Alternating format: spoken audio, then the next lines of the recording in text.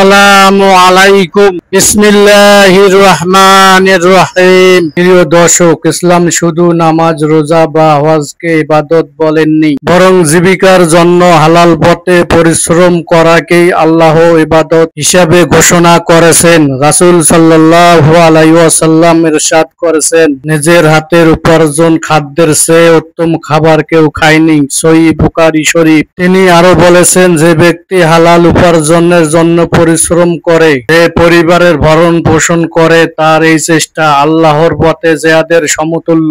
অতএব কৃষিকাজ, ব্যবসা বাণিজ্য, চাকরি কিংবা যে কোনো হালাল কাজ যদি তা পরিবারকে হালাল রিজিক খাওয়ানোর উদ্দেশ্যে করা হয়, তবে তা ইবাদতের মর্যাদা পায়। সুতরাং ভাই ও বোনেরা, হালাল উপার্জনের জন্য পরিশ্রম করতে কখনো লজ্জা করবেন না, বরং এটিকে আল্লাহর ইবাদত হিসাবে গ্রহণ করুন। কারণ হালাল রিজিকে রয়েছে বরকত, দোয়া কবুলের রহস্য এবং আখিরাতের মুক্তির। আল্লাহ আমাদেরকে সবাইকে হালাল উপার্জনের মাধ্যমে জীবনযাপন তৌফিক দান করুন।